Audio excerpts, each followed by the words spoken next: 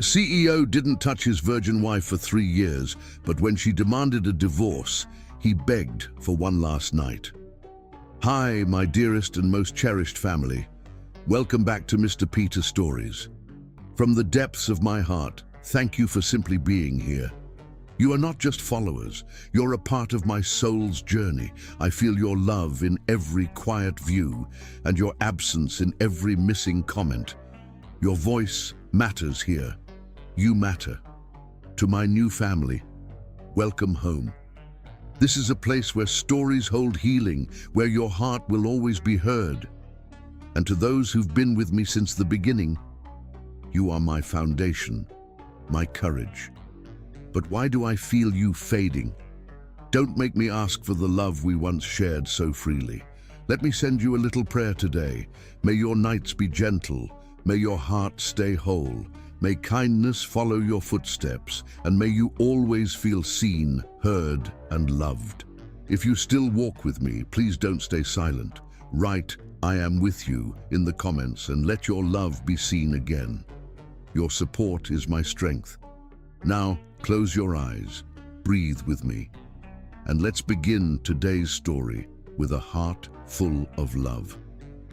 The crystal chandelier cast dancing shadows across the marble floor of the Bounce estate as Richard adjusted his black bow tie one final time. Tonight was his wedding night, yet his hands trembled not with anticipation, but with the weight of what he was about to shatter. Decca Whedon, soon to be Decca Bance, stood by the floor-to-ceiling windows of their bridal suite, still wearing her stunning ivory wedding gown. The moonlight painted her ebony skin with an ethereal glow, transforming her into something divine. Her natural hair was styled in an elegant updo, adorned with pearls that caught the light with every subtle movement. She was breathtaking, and Richard's chest tightened with the knowledge that he would never allow himself to touch her. The ceremony was beautiful, Decca said softly, not turning from the window. Her voice carried a note of uncertainty that made Richard's stomach clench. Your vows, they sounded so genuine.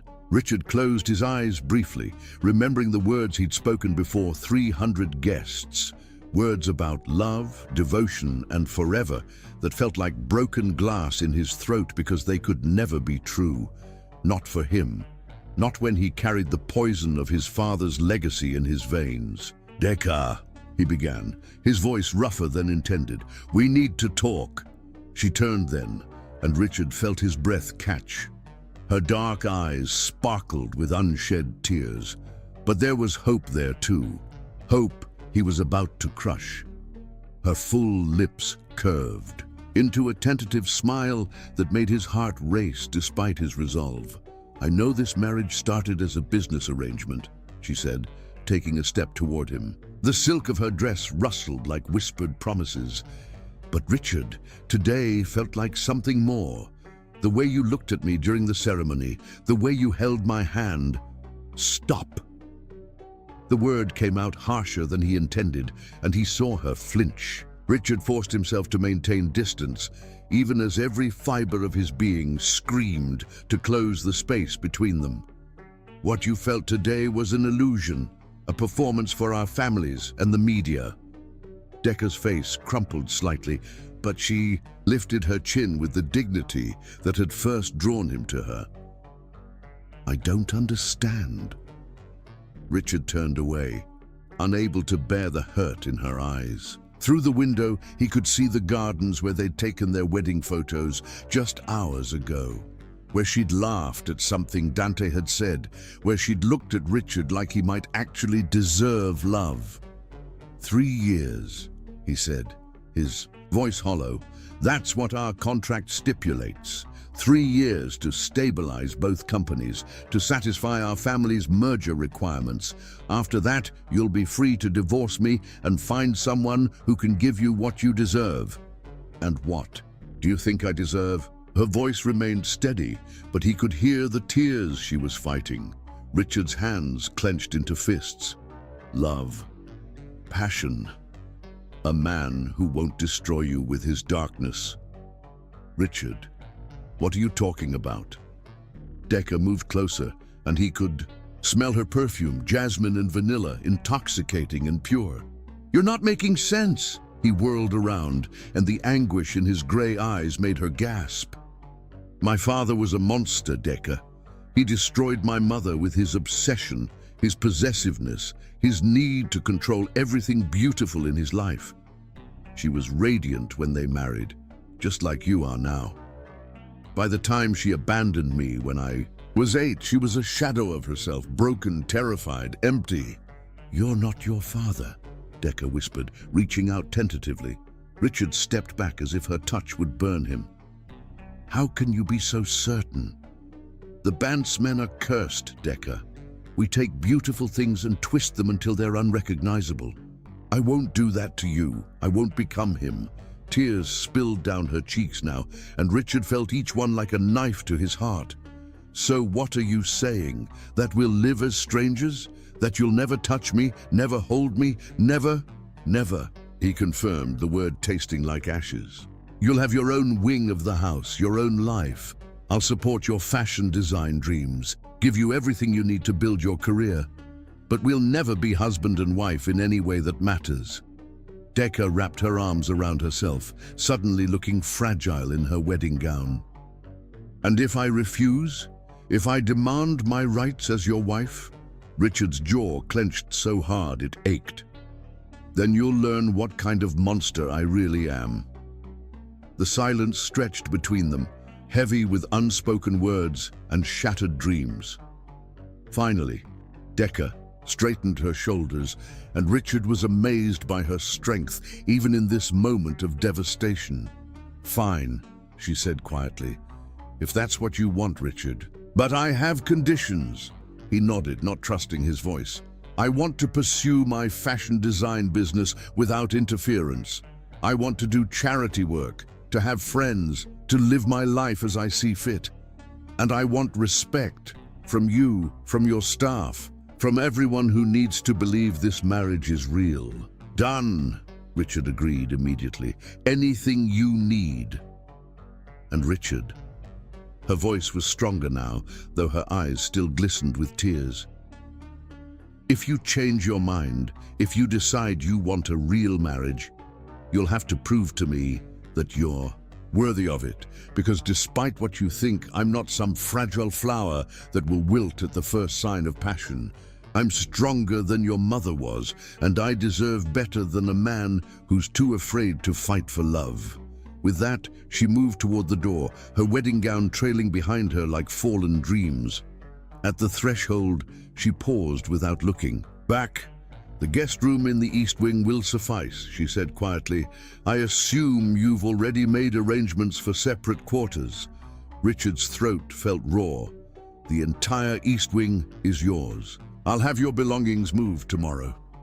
She nodded and disappeared into the hallway, leaving Richard alone with the ghost of jasmine and vanilla and the knowledge that he'd just destroyed the most precious thing that had ever entered his life. He sank into the leather chair by the fireplace, his head in his hands. Through the walls, he could hear the soft sound of Decca crying, and each sob felt like a death knell for the man he might have been if he'd possessed the courage to love her. But Richard Bance was not courageous. He was a coward who would rather live in lonely misery than risk becoming the monster his father had been. As he sat in his wedding suit in an empty room that should have been filled with love and passion, he made himself a promise. No matter how much it hurt, no matter how desperately he longed for her, he would keep Decca safe from the darkness that lived inside him, even if it destroyed them both. Chapter 2. Living Like Strangers. 3 years later, the morning sun filtered through the silk curtains of Decca's design studio, illuminating sketches scattered across her mahogany desk. 3 years had passed since that devastating wedding night, 3 years of living as elegant strangers in the same house. She held up a flowing evening gown design, studying the way light played across the penciled fabric. The dress was bold, sensual, everything she couldn't express in her own life. Mrs. Bance. Ophelia Cross appeared in the doorway, her tablet clutched against her chest.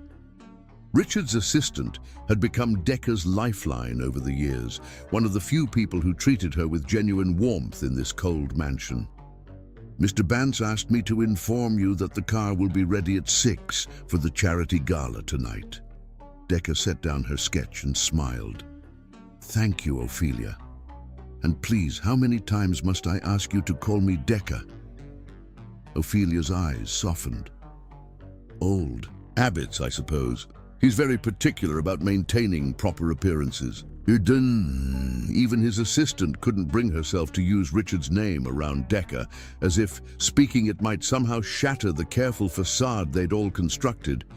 3 years of this elaborate dance, 3 years of polite distance and measured choreography.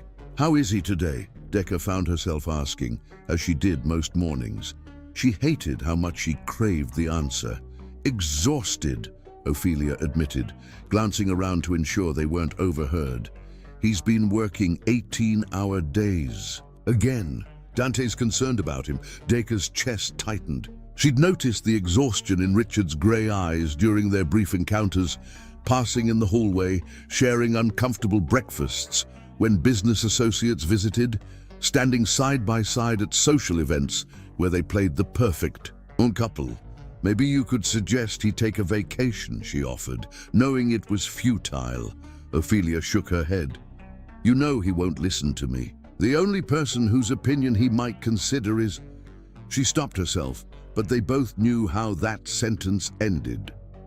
"Is yours." After Ophelia left, Decca returned to her sketches, but her mind wandered to the previous week's incident.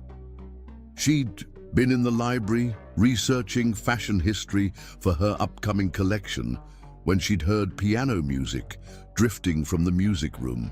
Chopin's Nocturne in E-flat major, hauntingly beautiful and melancholy. She discovered Richard at the grand piano, his usually immaculate hair disheveled, his tie abandoned, playing with a passion that stole her breath. His eyes had been closed, his face a canvas of pain and longing that made her heart ache. She'd stood transfixed in the doorway, watching this man she'd married but never truly known reveal his soul through music. When he'd finally noticed her, the shutters had slammed closed over his expression, his hands freezing on the keys. "I'm sorry," she'd whispered. "I didn't mean to intrude." "You didn't," he'd said quietly, but he'd risen and walked away, leaving her alone with the ghost of that exquisite melody. Now 3 days later, she still couldn't get the image out of her mind. Richard, vulnerable and raw, pouring his heart into music because he couldn't pour it into anything else. Knock, knock. Tempest Blake's voice broke through her reverie. Her best friend and business partner swept into the studio, her arms full of fabric samples. "Time to make you gorgeous for tonight's torture session." Decca laughed despite herself. "It's a charity gala, not an execution." "With your husband, what's the difference?" Tempest set down the fabrics and fixed Decca with a knowing look. "You know, most women whose husbands buy them entire fashion lines don't look quite so miserable about it." Heat flooded Decca's cheeks. Last month, she'd discovered that Richard had been secretly investing in her business, arranging celebrity endorsements, even convincing Serafina Moon to wear one of her designs to the Met Gala. When she'd confronted him about it, he'd simply said it was good business sense. "He's fulfilling his end of our arrangement," Decca said carefully. "Bullshit." Tempest perched on the edge of the desk. "That man is desperately in love with you, Dee. The way he looks at you when he thinks no one's watching, like you're water in the desert and he's dying of thirst." Decca's heart skipped, but she forced herself to remain composed. "You're imagining things." "Am I?" "Then explain why he knows your coffee preferences better than you do. Explain why he's memorized your schedule so perfectly that you never actually encounter each other except at planned events. Explain why every business deal he makes somehow benefits your career." "Tempest," or explain, her friend continued relentlessly, "why Augustus Vale tried to poach you for his company last week, and within 24 hours, His biggest investor pulled out, leaving him scrambling to save his own firm. Decker's eyes widened. Richard did that? Who else has that kind of power and that kind of motivation to protect you? Before Decker could respond, a soft knock interrupted them. She looked up to find Richard himself in the doorway, and her breath caught. He wore a charcoal grey suit that emphasized his broad shoulders, his dark hair perfectly styled. But those grey eyes, they held the same exhaustion Ophelia had mentioned. "I apologize for interrupting," he said formally, though his gaze lingered on Decker's face. "I wanted to discuss tonight's arrangements." Tempest gathered her things quickly. "I'll go prepare your gown," she murmured to Decker, squeezing her hand before slipping past Richard. Alone with her husband, Decker felt the familiar tension crackle between them. 3 years, and he still affected her like this, making her pulse race, her skin feel too tight, her body yearn for touches that would never come. "You look radiant today," Richard said quietly, and the compliment felt like a physical caress. "Thank you." She tucked a strand of hair behind her ear, a nervous gesture she'd never quite conquered around him. "Ophelia mentioned you've been working excessive hours again." Something flickered in his eyes, surprised perhaps that she'd inquired. "The Tokyo merger requires attention. When did you last sleep more than 4 hours?" The question escaped before she could stop it, too intimate for their careful boundaries. Richard's jaw tensed. "I sleep adequately." Liar. The word was soft, affectionate, and it seemed to hit him like a physical blow. "You have shadows under your eyes, your hands tremble slightly when you're exhausted, and your left shoulder tenses when you're stressed. It's doing it right now." He stared at her in shock, as if amazed that she'd noticed such details about him, which was ridiculous. She'd been studying him for 3 years, memorizing every expression, every gesture, every tiny indication of his moods. "Decker," he started, then stopped, running a hand through his hair and destroying its perfect styling. The gesture made him look younger, more vulnerable. "What is it?" she asked gently. For a moment she thought he might actually tell her something real, something true.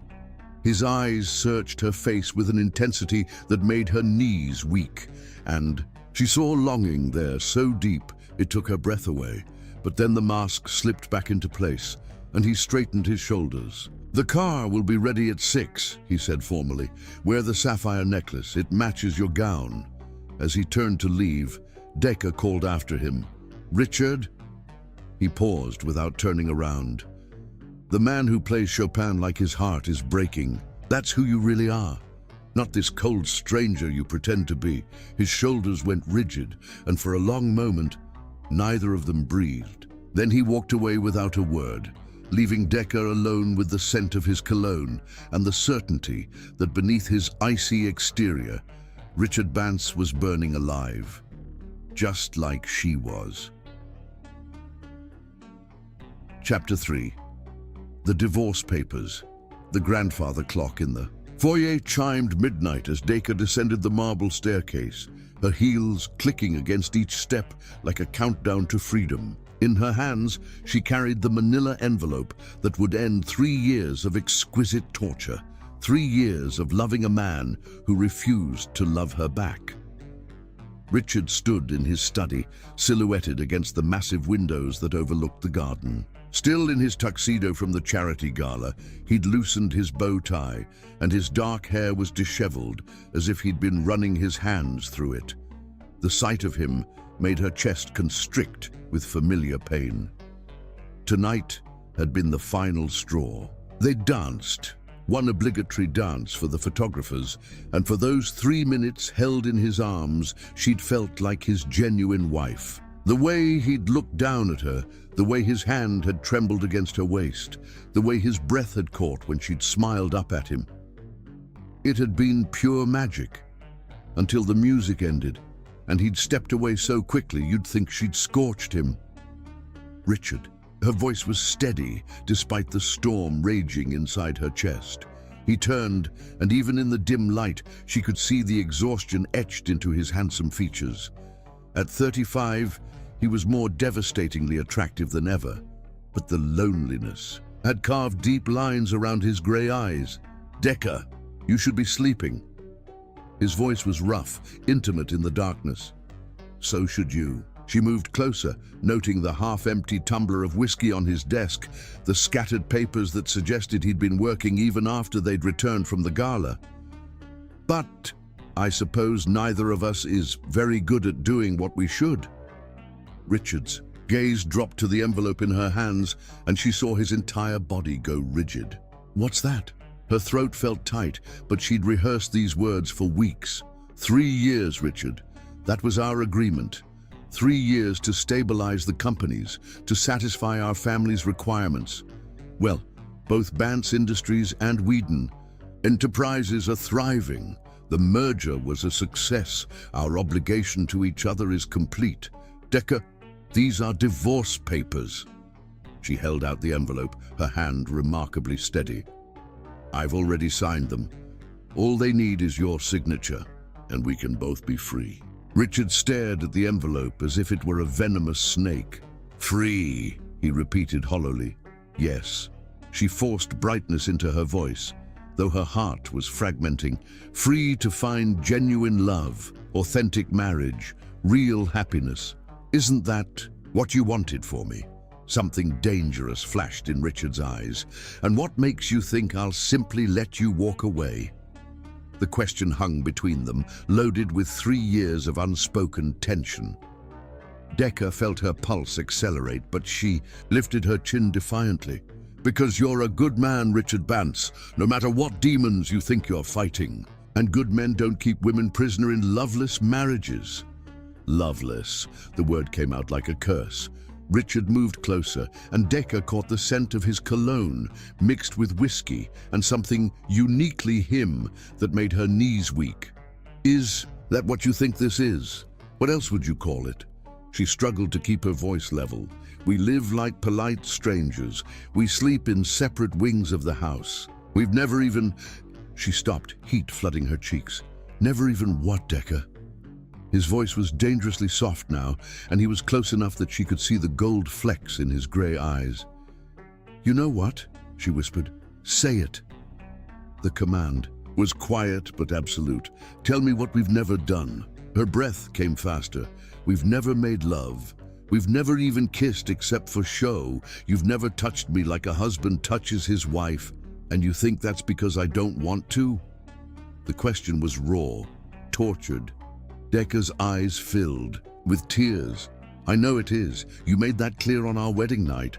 Richard laughed, but there was no humor in it. "God, you have no idea, do you? No idea what it's cost me to stay away from you? No idea how many nights I've stood outside your door, fighting every instinct I have? No idea how beautiful you are, how perfect, how completely you've destroyed every defense I've ever built." The envelope slipped from Decker's numb fingers, fluttering to the Persian rug. "Richard, do you want to know the truth?" He backed her against his desk, his hands gripping the mahogany on either side of her, caging her in. "The truth is that I've been in love with you since the day you walked into my office 3 years ago, all fierce determination and quiet dignity. The truth is that every morning I wake up wanting you so desperately it's a physical ache. The truth is that watching other men look at you, dance with you, desire what I can't let myself have, it's pure torment." Decker's heart hammered against her ribs. "Then why?" "Because I'm terrified," he said simply, and the raw honesty in his voice broke her heart. "Terrified that if I touch you, I'll become the monster my father was. Terrified that I'll love you so completely, so possessively, that I'll destroy everything. Radiant about you." Tears spilled down her cheeks. "You're not him, Richard. How can you be sure?" His face was inches from hers now, his breath warm against her skin. "How can you be certain when I can't even trust myself? When just the thought of you with another man makes me want to burn the world down?" "Because," she whispered, reaching up to cup his face with trembling hands, The man who plays Chopin like his heart is breaking, who secretly supports my dreams, who works himself to exhaustion rather than risk hurting me. That man is not a monster. He's the man I fell in love with. Richard's control cracked visibly. His eyes squeezed shut, and a shudder ran through his powerful frame. Decca, don't say things like that. Why? Because they're true. She stroked, her thumbs across his cheekbones, feeling the tension in his jaw. I love you, Richard. I've loved you for 3 years, and I can't do this anymore. I can't live like this, pretending I don't ache for you every single day. When he opened his eyes, the pain in them stole her breath. If you divorce me, where will you go? Does it matter? It matters to me. His voice was barely a whisper. It matters that I'll never see you again, never hear your laugh, never catch the scent of your perfume in the hallway. It matters that some other man will get to hold you, love you, give you the children and the life you deserve. Richard! Sign the papers, he said suddenly, straightening and stepping back. The loss of his warmth left her bereft. Sign them tonight. I'll have my lawyers expedite the process. Decca stared at him in shock. Just like that? Just like that. But his hands were shaking as he poured himself another whiskey. You're right. You deserve better than this half-life I've given you. The dismissal hurt more than she'd expected. After 3 years of careful distance, she'd finally gotten him to admit his feelings, only to have him push her away again. The pattern was so familiar, so maddening, that she wanted to scream. Instead, she bent and picked up the envelope, her movements deliberate and controlled. Fine, she said quietly. I'll be gone by morning. She turned to leave, but Richard's voice stopped her at the door. Decca? She didn't turn around. What? For what it's worth, these have been the most precious 3 years of my life, even living like strangers, even pretending not to love you. Having you here, in my home, in my life, it's been worth every moment of agony. Her shoulders shook with silent sobs, but she didn't let him see. Goodbye, Richard. As she walked away, she heard the crash of crystal against the wall, followed by a sound that might have been her name torn from his throat like a prayer. But she didn't look back. She couldn't, because if she did, she'd never find the strength to leave the man who was too afraid to love her the way she deserved to be loved. Chapter 4. Richard's desperate plea.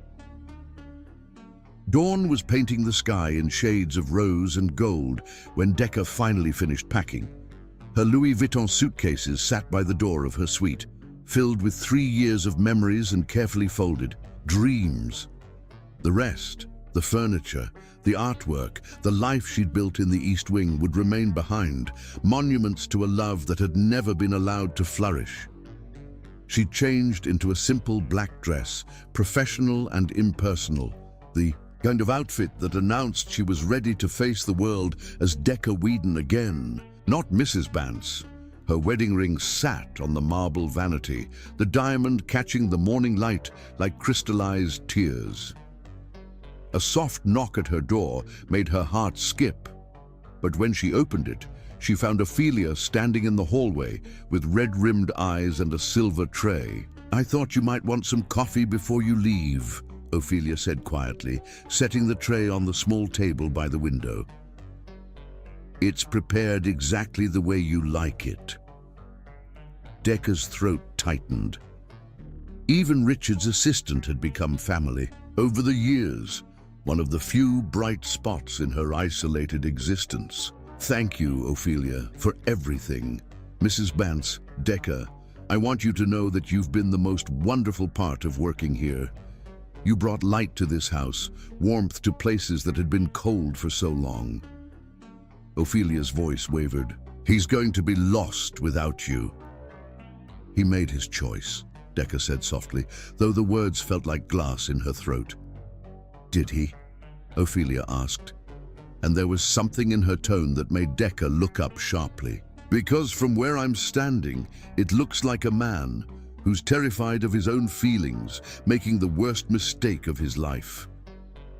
Before Decker could respond, Ophelia was gone, leaving her alone with her coffee and the crushing weight of finality. In an hour, Tempest would arrive to drive her to the airport.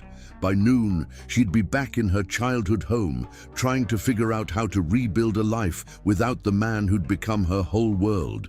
She was reaching for her coffee when footsteps in the hallway made her freeze. Heavy, uneven, stumbling, not the measured stride of staff or the quick clip of Ophelia's heels.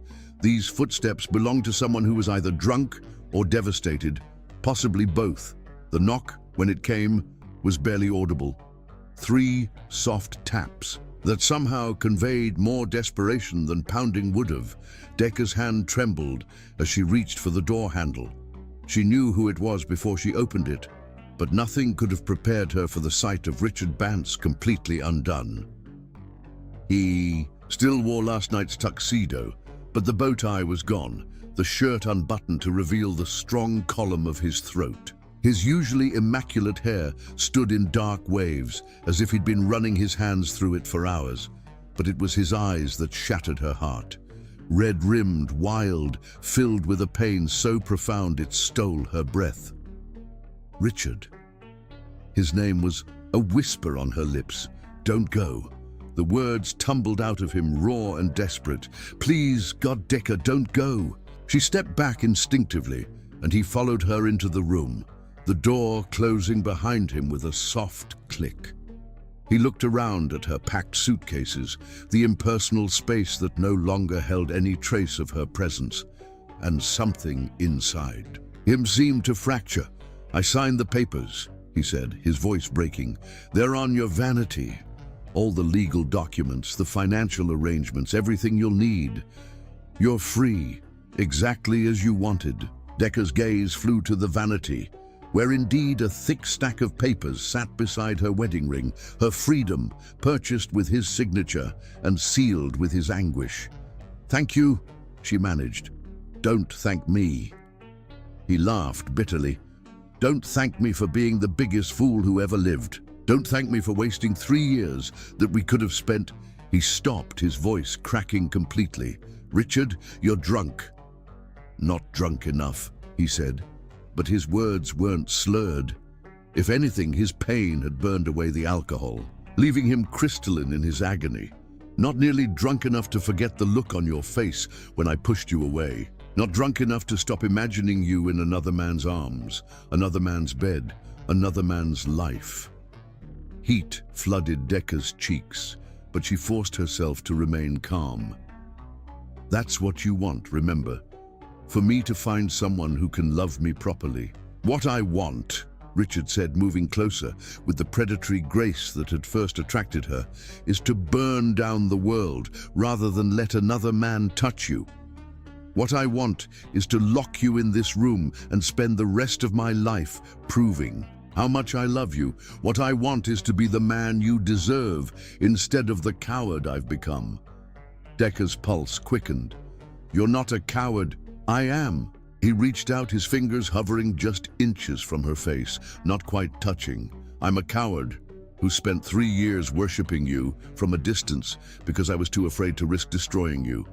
Too afraid to trust that love doesn't have to be toxic, that passion doesn't have to be possessive. And now, she whispered, now I'm more afraid of losing you than I am of becoming my father. His hand finally made contact, cupping her cheek with infinite tenderness. Now I realize that living without you isn't protecting you. It's killing us both. Decker leaned into his touch, despite herself, her eyes fluttering closed. 3 years. 3 years she'd dreamed of this moment, of Richard finally choosing her over his fear. It's too late, she said softly, even as her heart screamed the opposite. Is it? His thumb traced across her cheekbone, catching a tear she didn't realize had fallen. Because I have a proposition for you. She opened her eyes, seeing hope and terror warring in his gray gaze. One night, he said, his voice barely above a whisper. Give me one night to show you who I truly am underneath all this fear and self-loathing. One night to love you the way I should have been loving you all along.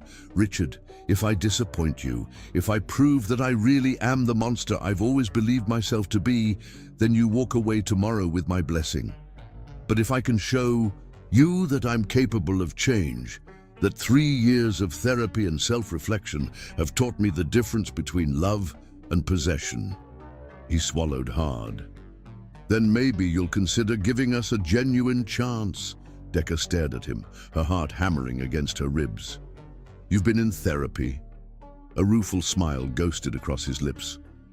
For 2 years, Dr. Sage Winters, Dante insisted, after he found me in my office at 3 a.m., drunk and talking to your portrait like you could hear me. There's a portrait of me. In my private office, Dante commissioned it for our first anniversary. I stare at it every day and torture myself with what might have been if I'd been braver, stronger, better. His hand trembled against her skin. One night, Decca, one night, to show you that love doesn't have to hurt, that passion can be tender, that I can worship you without destroying you. The silence stretched between them, heavy with possibility and pain. Decca could feel herself wavering, could feel 3 years of careful walls crumbling under the weight of his desperate honesty. If I say yes, she whispered, it changes everything. We can't go back to being strangers after this. I don't want to go back, Richard said fiercely. I want to go forward. I want to spend the rest of my life earning the love you've already given me. I want to be your husband in every way that matters. And if it doesn't work, if we try and fail, then at least we'll have tried. At least we'll have one perfect night to remember instead of a lifetime of regrets. His forehead touched hers, and she could feel his breath against her lips. What do you say, Mrs. Bance? Will you give your husband one last chance to win your heart? The endearment spoken with such tender reverence was her undoing. Despite everything, despite 3 years of pain and loneliness and careful distance, she was still his wife. And maybe, just maybe, it was time to find out what that could really mean. Yes, she whispered, and felt his whole body sag with relief. One night, Richard. Show me who you really are. Chapter 5. Walls Come Down. Richard led her to the sitting area by the fireplace, his hand warm and steady around hers. The simple contact sent electricity through Decca's entire body. After 3 years of careful distance, even this innocent touch felt monumental. He'd built a fire while she'd been packing, she realized, the golden flames casting dancing shadows across his face as he settled beside her on the velvet sofa. I don't know where to begin, he admitted, his voice rough with exhaustion and emotion. Begin with her, Decca said softly. Begin with your mother. Richard's jaw clenched, but he didn't pull away. Aretha. Her name was Aretha, and she was the most radiant woman I'd ever seen. At least that's how I remember her before. He stopped, running his free hand through his dark hair. Before what? Before my father destroyed her piece by piece. The words came out bitter, filled with old pain. She was a singer when they met. Did you know that? She had this incredible voice, like honey and smoke. She used to sing me to sleep with old jazz standards. Decca's heart clenched at the image of a young Richard being sung to sleep by his mother. What happened to her music? Cassius happened. Richard's grip on her hand tightened unconsciously.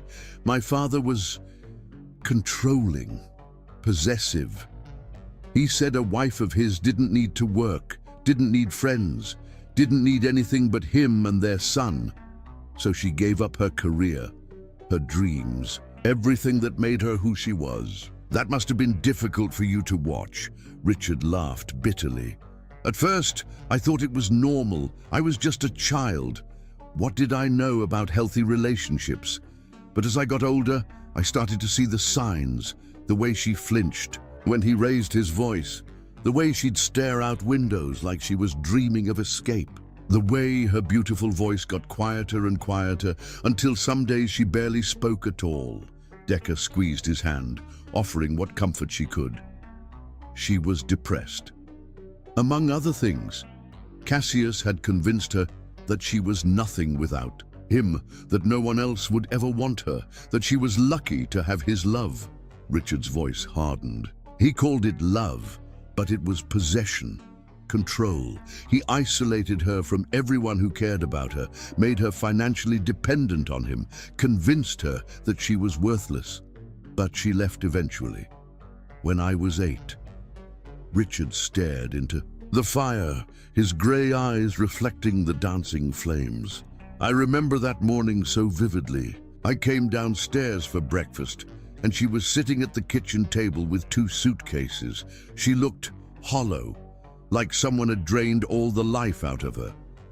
What did she say? That she was sorry, that she loved me, but couldn't stay, that someday I'd understand. His voice cracked slightly. I begged her to take me with her. I clung to her legs and sobbed, but she just left, got in a taxi and never looked back. Tears rolled down Decker's cheeks. Richard, I'm so sorry. The worst part, he continued, his voice barely above a whisper, was what my father said after she was gone. He sat me down and explained that this was what happened when men loved women too intensely, too completely. That love was dangerous, destructive, that women were fragile creatures who couldn't handle genuine passion, real devotion. That's not love, Decker said fiercely. What your father did to your mother, that wasn't love, that was abuse. I know that now. Dr. Winters has spent 2 years helping me understand the difference. But at 8 years old, all I knew was that my mother had abandoned me because my father's so-called love had driven her away. Richard turned to face her fully, his eyes searching her face. Do you understand now why I was so terrified to touch you, to let myself feel what I felt? You were afraid you'd become him, terrified, because the way I love you, Decker, it's consuming, it's all-encompassing. When I see you laugh, my whole world lights up. When I see you cry, I want to destroy whatever caused your pain. When I imagine you with another man, his jaw clenched. The rage I feel is primal, possessive, exactly the kind of toxic emotion that destroyed my mother. Decker pulled her hands free and reached up to cup his face, forcing him to meet her eyes. But you've never acted on that rage. You've never tried to control me or isolate me. You've done the opposite. You've given me complete freedom, supported my dreams, encouraged my independence. Because I was fighting it every day, Richard said, leaning into her touch. Fighting the urge to lock you away where only I could see you, where no other man could look at you the way I do. And that fight, that self-control, that's what proves you're not your father. Decker's thumbs stroked across his cheekbones. Cassius gave in to his worst impulses. You've spent 3 years protecting me from yours. Something shifted in Richard's expression, a glimmer of hope breaking through the darkness. Dr. Winters said something similar. She said that self-awareness was the first step toward healing, that the fact that I recognized the pattern meant I could break it. She sounds like a wise woman. She also said that I was punishing both of us for crimes I never committed. Richard's smile was rueful. Apparently, choosing to be alone rather than risk hurting someone is just another form of emotional unavailability. Decker felt a laugh bubble up despite the emotional intensity of their conversation. She definitely sounds wise. Your turn, Richard said softly, his hands coming up to cover hers where they still cupped his face. Tell me why you stayed. Tell me why you put up with 3 years of a husband who couldn't touch you. The request caught her off guard, and she felt heat flood her cheeks. Richard, please, I need to understand. I need to know what I did to deserve a woman who would wait 3 years for a man too broken to love her properly. Decker took a shaky breath, gathering courage from the warmth in his eyes. You want to know why I stayed? Because I saw glimpses of who you really were. The way you'd leave my favorite flowers in the library where you knew I'd find them. The way you'd adjust the temperature in the East Wing because you noticed I was always cold. The way you'd have Ophelia reschedule meetings so you wouldn't miss my charity events. Richard's eyes widened. You knew about all that? I knew. And I knew about the portrait in your office, the investments in my business, the way you'd find excuses to walk past my studio just to catch a glimpse of me working. She smiled through her tears. I stayed because even though you couldn't say the words, you showed me every day that you loved me. But it wasn't enough, Richard said quietly. If it had been, you wouldn't have been ready to leave. It wasn't enough because I needed more than glimpses, Richard. I needed all of you, not just the carefully controlled pieces you felt safe. Sharing. Decca's voice grew stronger, more confident. I stayed because I love you, not the perfect, controlled version you think you need to be, but the real you. The man who plays piano at midnight when he thinks no one can hear. The man who works 18-hour days because he doesn't know how to rest. The man who's so afraid of becoming a monster that he's forgotten he's allowed to be human. I don't know how to be human, Richard admitted, his voice breaking. I don't know how to love without fear, how to touch without worrying I'll hurt you, how to be a real husband instead of a careful stranger. Then learn, Decca whispered, leaning closer until their foreheads touched. Learn with me. Let me teach. You that love doesn't have to hurt, that passion doesn't have to be possessive, that you can worship me without destroying me. What if I fail? What if I hurt you without meaning to? Then we'll heal together. She pressed her lips to his forehead, a soft benediction. Richard, I'm not your mother. I'm not fragile or breakable or weak. I'm strong enough to handle your love, all of it. Even the dark parts you're afraid to show me. Promise me, he said urgently, his hands sliding into her hair. Promise me that if I ever begin to become him, if I ever try to control you or diminish you or make you feel small, you'll tell me, you'll fight me, you'll leave if you have to. I promise, she said solemnly. But Richard, you need to promise me something too. Anything. Promise me you'll stop punishing yourself for your father's sins. Promise me you'll let yourself be happy, let yourself love me without fear. Her voice grew fierce, passionate. Promise me you'll stop being afraid of becoming a monster and start believing you're worthy of being loved. Richard stared at her for a long moment, seeing not just her beauty, but her strength, her courage, her unwavering faith in him. Slowly, like a man awakening from a long nightmare, he smiled. I promise, he whispered, and sealed the vow with their first real kiss, tender, desperate, 3 years of longing compressed into one perfect moment of connection. When they finally broke apart, both breathless, Richard rested his forehead against hers. Now what? He asked softly. Decca smiled, her heart full of hope for the first time in years. Now you show me what it feels like to be loved by Richard Bance, instead of protected from him. Chapter 6. The first touch.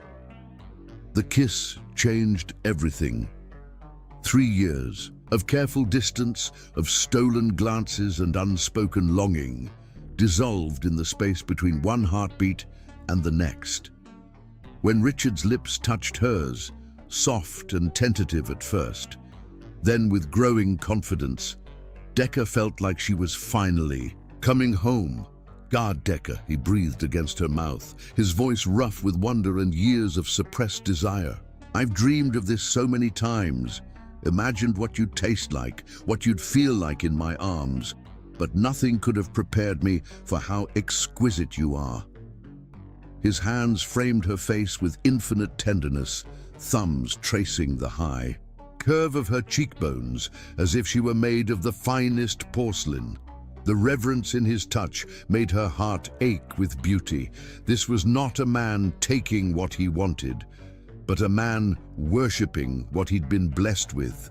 A man touching something sacred for the first time. "Richard," she whispered, her hands fisting in the lapels of his wrinkled tuxedo shirt. I need to feel you, really feel you, all of you." Understanding flickered in his grey eyes like lightning, and with movements that spoke of 3 years of careful restraint finally unleashed, he stood and extended his hand to her. His fingers trembled slightly, this powerful CEO reduced to nervous anticipation by the woman he loved. "Are you certain?" he asked, his voice barely above a whisper. "Because once I start touching you, really touching you, I don't know if I'll ever be able to stop. I've wanted you for so long, Decker, so desperately." The raw honesty in his admission, the way his hand trembled as he waited for her answer, told her everything she needed to know about his intentions. This wasn't about possession or conquest. This was about worship, about love so long denied finally finding expression. "I'm certain," she said, placing her hand in his and allowing him to draw her to her feet. "I've been certain for 3 years. I've been waiting for you to be ready to love me." He led her to the bedroom, their bedroom for the first time, and Decker felt her breath catch at what she saw. While she'd been packing, while she'd been preparing to leave forever, Richard had transformed the space into something from a fairy tale. Hundreds of white candles flickered throughout the room, casting everything in warm, golden light that danced across the walls like liquid amber. Rose petals, white, and the softest blush pink, her favorites, were scattered across the silk comforter, in intricate patterns that spoke of hours of careful arrangement. The scent of jasmine and vanilla filled the air, the same perfume she'd worn on their wedding night, as if he'd been saving this moment, planning for it even in his darkest despair. Fresh gardenias floated in crystal bowls on the nightstands, their creamy petals luminous in the candlelight. Soft jazz music played from hidden speakers, Ella Fitzgerald's voice wrapping around them like silk, singing about love and longing and all the beautiful things that came with opening your heart. The French doors to the balcony were open, allowing the evening breeze to drift in, carrying the scent of the rose garden below and making the curtains dance like ghosts of dreams finally coming true. "When did you do all this?" she asked, tears pricking her eyes at the obvious care he'd taken, the hours of preparation while his heart was breaking. "While you were packing," he admitted, color rising in his cheeks. "I kept thinking about our wedding night, about how I'd failed you so completely. I wanted to give you the night you should have had then, the night you deserved, the night I was too broken to give you." The thoughtfulness, the romance of it, overwhelmed her. This was the Richard she'd glimpsed in stolen moments, the man capable of grand gestures and tender care, the man who'd been hiding beneath layers of fear and self-protection, waiting for the courage to emerge. "It's like a dream," she breathed, turning slowly to take in every detail. "You're the dream," he corrected, moving to stand behind her. His hands settled on her shoulders, warm through the thin fabric of her black dress. "You've always been the dream I was too afraid to believe could come true." She leaned back against his chest, feeling the steady rhythm of his heartbeat against her spine, feeling the tension in his powerful frame as he fought for control. "You don't have to be afraid anymore." "I know," he said softly, his lips finding the sensitive spot where her neck met her shoulder. "For the first time in my life, I'm not afraid. You've made me brave, Decker. You've made me whole." The kiss he pressed there was soft, exploratory, as if he were mapping new territory. Decker's eyes fluttered closed as he continued his gentle assault, his mouth trailing along the column of her throat with reverent attention. Each touch was a promise, a vow to worship her the way she deserved, a declaration that he would spend the rest of his life making up for the time they'd lost. "Turn around," he requested softly, his voice rough with desire and something deeper, love so profound it changed the very air between them. When she did, the look in his eyes stole her breath. There was love there, yes, but also wonder, as if he couldn't quite believe he was finally allowed to touch her, to love her without fear. His hands moved to the zipper of her dress, pausing at the base of her neck. "May I?" he asked, and the gentle formality of the question, the way he sought her permission for everything, made her heart overflow with love for this complicated, beautiful man. "Yes," she whispered. "Yes to everything, Richard. Yes to all of it." Slowly, reverently, he drew the zipper down, his knuckles brushing against her skin as the black fabric parted. The dress pooled at her feet like dark water, leaving her standing before him in delicate lace that complemented her ebony skin beautifully. She should have felt exposed, vulnerable, but the way Richard looked at her, like she was a goddess made flesh, like she was the most beautiful thing he'd ever seen, made her feel powerful instead. "Exquisite," he whispered, his hands hovering just above her skin, not quite touching. "You're absolutely exquisite, perfect and radiant, and so beautiful it hurts to look at you." "Richard, please," she said softly, catching his hands and pressing them to her waist. "Touch me, really touch me. I need to feel your hands on me. I've dreamed of it for so long." The contact seemed to break the last of his restraint. His hands mapped her body with slow, deliberate care. The curve of her waist, the flare of her hips, the soft skin of her shoulders. Every touch was a revelation. 3 years of denied desire compressed into moments of pure connection. He touched her like she was precious, like she was something rare and wonderful that he'd been entrusted to protect and cherish. "I love you," he said against her ear as his hands tangled in her hair, finally freeing it from its careful updo. The dark waves spilled over her shoulders like silk, and Richard buried his face in the fragrant mass. "I love you so much it terrifies me. You're everything good in my world, everything light and beautiful and worth protecting."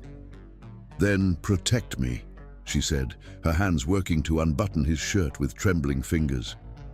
"Protect me by loving me, not by staying away from me. Protect me by showing me how much you want me." "Yes," he agreed, catching her hands and bringing them to his lips. He kissed each palm, each fingertip, with such tender attention that tears slipped down her cheeks. "Yes, that's exactly what I'm going to do. I'm going to love you the way you deserve to be loved. I'm going to worship you until you never doubt how precious you are to me."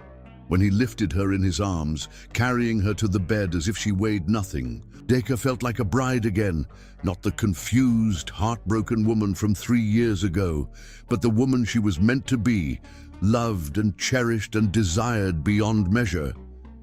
He laid her down among the rose petals with infinite care, then stood for a moment just looking at her.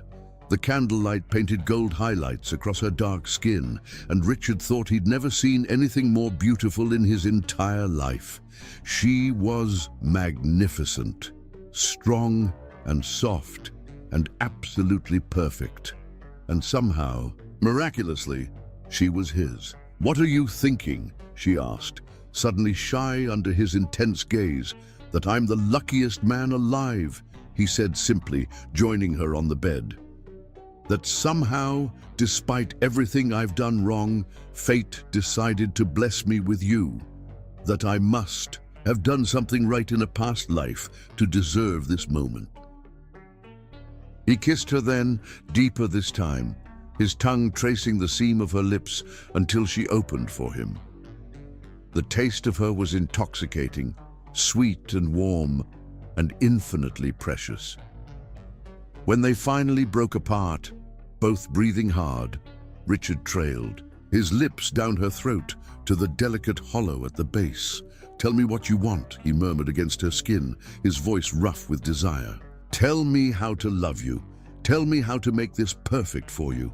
"Like this," she breathed, her hands sliding into his dark hair. "Slowly, tenderly, like we have forever, like you're discovering me for the first time." "We do have forever," he promised, his mouth finding the sensitive spot just below her ear. "And I am discovering you for the first time. The real you, the woman I was too afraid to love before." As his hands and mouth continued their gentle exploration, mapping every inch of her with reverent care, Decca felt herself coming apart in the most beautiful way. This wasn't just physical pleasure, this was emotional healing. 3 years of loneliness and rejection being washed away by Richard's tender worship. He took his time, lavishing attention on every part of her body as if each inch was sacred. His touch was reverent, worshipful, as he traced patterns on her skin with fingers that trembled with the magnitude of his feelings. He whispered endearments against her throat, her collarbone, her heart, telling her how beautiful she was, how perfect, how desperately he'd wanted her all these years. "I used to lie awake at night," he confessed against her skin, "listening to you move around in your room, imagining what it would be like to hold you, to touch you, to make love to you the way a husband should love his wife.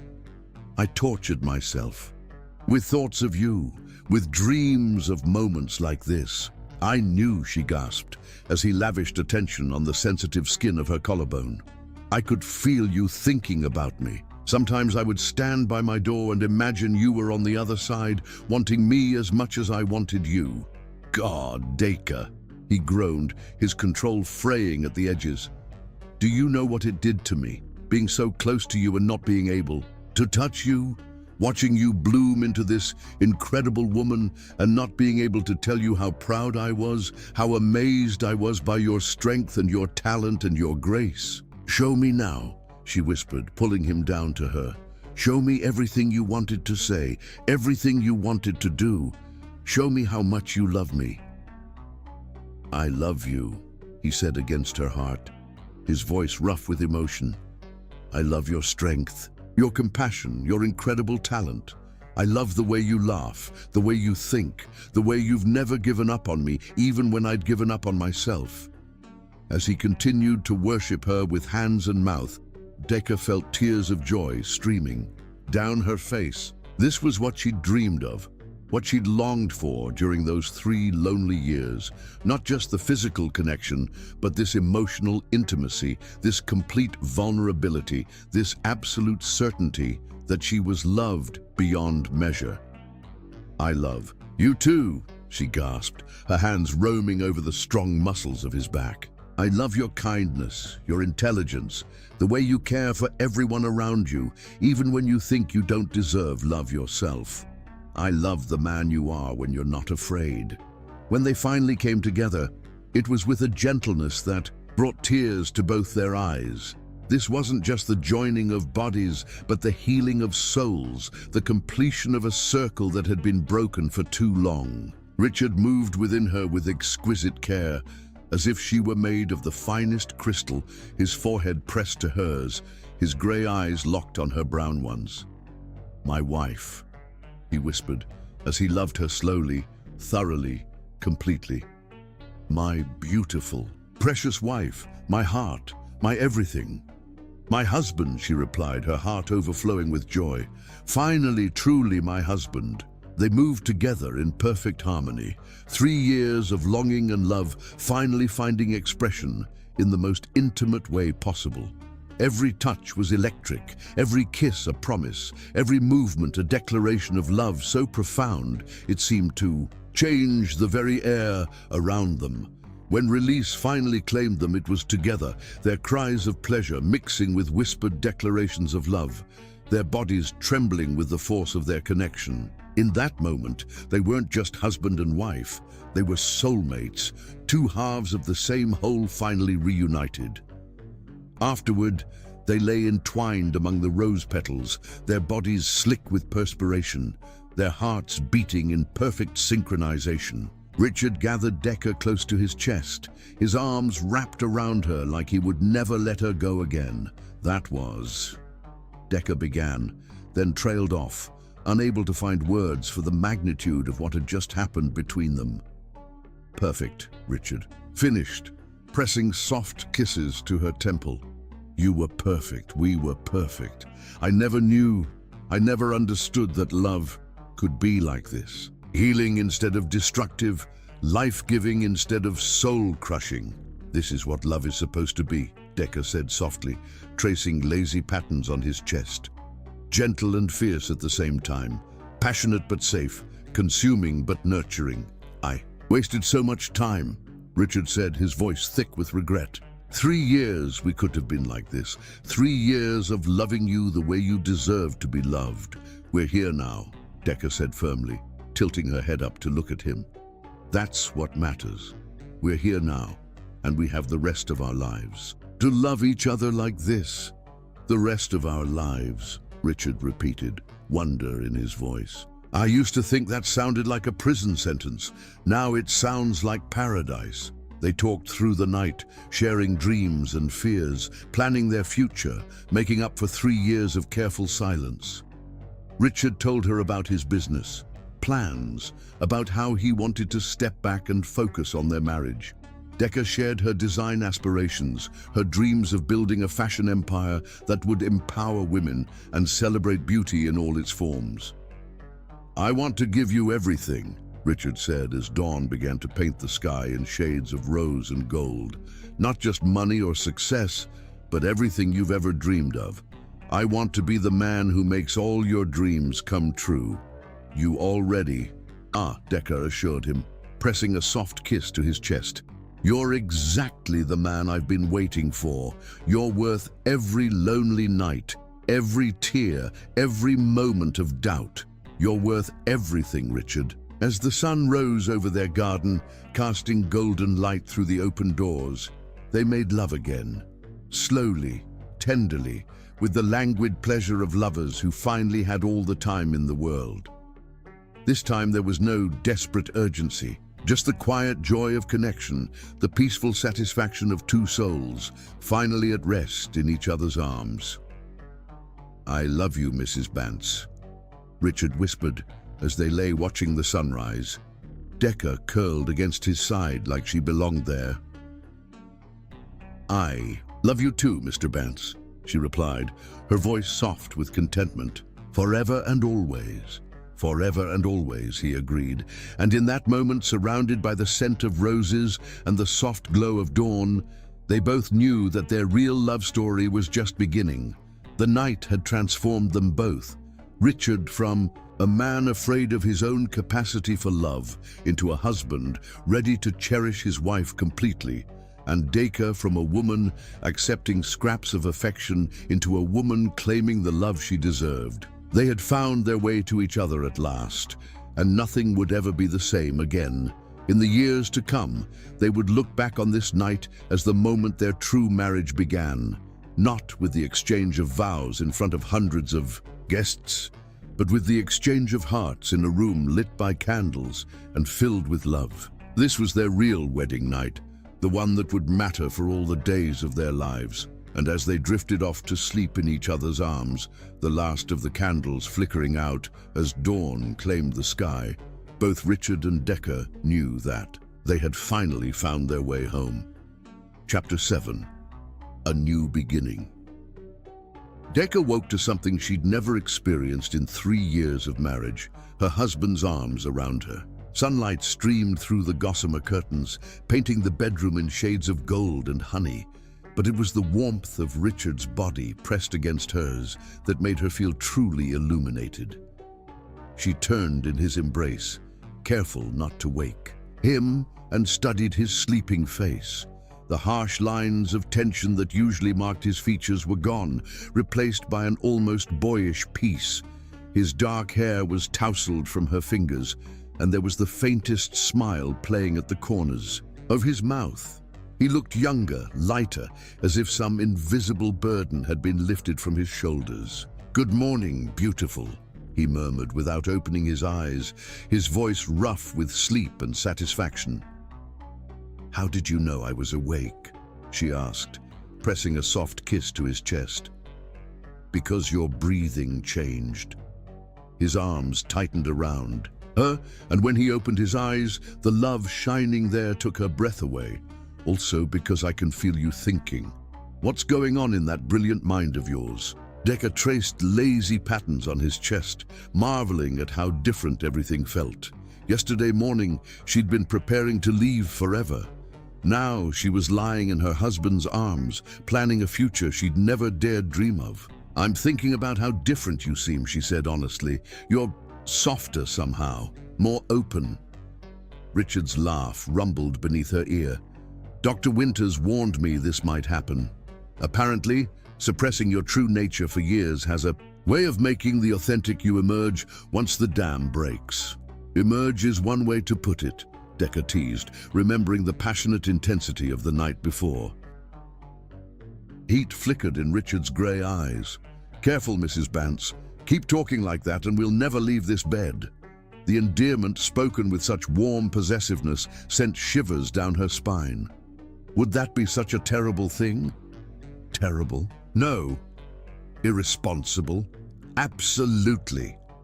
Richard's hand slid into her hair, tilting her face up to his. "Because as much as I want to spend the rest of the day worshipping every inch of your beautiful body, we have things to discuss. Important things, such as the fact that I've been deceiving you for 3 years about your business." The admission came out in a rush, and Decker saw guilt flicker across his features. She raised an eyebrow. "I already know you've been secretly investing in my company, Richard. Did you think I wouldn't notice? You know about the investments, yes, but there's more." Richard sat up, pulling her with him, so they were facing each other cross-legged on the silk sheets. The vulnerable expression on his face made her heart clench. "Decker, your designs, they're not just exceptional, they're revolutionary. The fashion world has been buzzing about your work for 2 years, and it's not because of my money." "What are you saying?" "I'm saying that Serafina Moon didn't wear your gown to the Met Gala because I asked her to. She wore it because when her stylist showed her your portfolio, she said it was the most beautiful thing she'd ever seen." Richard's hands found hers, gripping tightly. "I'm saying that Vogue has been trying to get an interview with you for months, but I've been having Ophelia deflect them because I was afraid it would take you away from me." Decker stared at him in shock. "Vogue wants to interview me?" "Vogue, L, Harper's Bazaar. They all do. There's even talk of offering you a position as creative director at one of the major fashion houses." Richard's voice was thick with pride and regret. "You're talented, Decker, incredibly, amazingly talented. And I've been so scared of losing you that I've been sabotaging your career without even realizing it." Tears pricked her eyes, not of sadness, but of overwhelming emotion. "You really think my designs are good?" "I think your designs are going to change the fashion industry," Richard said fiercely. "I think you're going to be one of the most celebrated designers of your generation. And I think I've been a selfish fool for trying to keep you to myself." "What changed your mind?" Richard's smile was rueful. "The realization that loving someone means wanting them to shine, not hiding their light under a bushel. I want the whole world to see how incredible you are, even if it means sharing you." Decker launched herself into his arms, kissing him with all the love and gratitude in her heart. When they finally broke apart, both breathing hard, she rested her forehead against his. "I don't want a position at another fashion house," she said softly. "I want to build something of my own, something we can be proud of together." Together? Richard's voice was carefully neutral, but she could see the hope in his eyes. "Together, if you want to be involved, that is.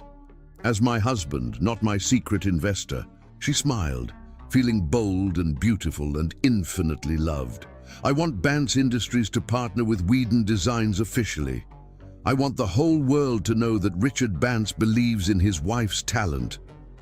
The whole world, Richard's grin was wicked, including the fashion press that's been dying to get an interview with the mysterious Mrs. Bance, especially them. Decker's eyes sparkled with mischief. "I think it's time they learned that the reclusive CEO's wife has been hiding in plain sight, building an empire one stitch at a time." Richard's laughter filled the room, rich and joyous in a way she'd never heard before. God, I love your confidence. I love your ambition. I love the way your eyes light up when you talk about your dreams. And I love that you want to be part of those dreams instead of protecting me from them. She traced the line of his jaw, marveling at how relaxed he looked. What else has changed, Richard?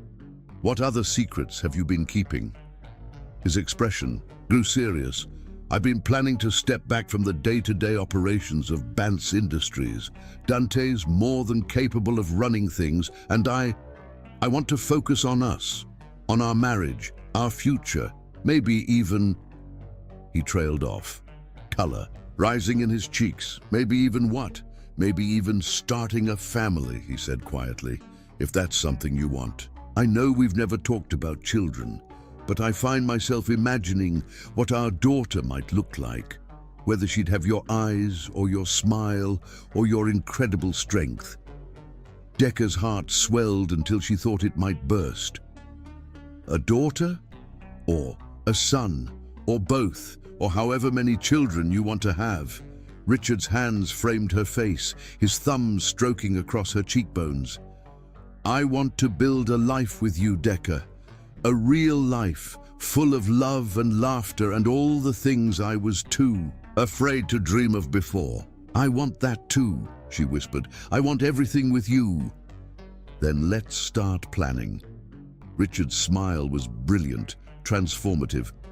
Let's plan your fashion empire, our family, our future. Let's plan the life we should have been living all along. As if summoned by their happiness, a soft knock interrupted them. Ophelia's voice came through the door, carefully neutral. Mr. Bance, I hate to disturb you, but you have a call from Tokyo. Apparently, the merger talks have stalled, and they're requesting your immediate input. Richard's expression darkened, the old tension returning to his shoulders. Tell them I'll call back. In an hour? No, Decca interrupted, placing her hand on his chest. Tell them you'll call back tomorrow. Today belongs to us. Richard stared at her in amazement. You want me to postpone a multi-million-dollar deal? I want you to prioritize your marriage over your work, just for one day. Decca's smile was radiant. Besides, isn't this what you paid Dante for? Let him handle Tokyo while you handle your wife. The wicked grin that spread across Richard's face made her pulse quicken. Handle my wife, I like the sound of that, he called out to Ophelia, his voice strong and certain. Tell Tokyo I'll be unavailable until tomorrow. Route all calls through Dante. Mrs. Bance and I are not to be disturbed. Yes, sir, came Ophelia's reply, and Decca could hear the smile in her voice. As footsteps retreated down the hallway, Richard turned back to Decca with an expression of pure adoration.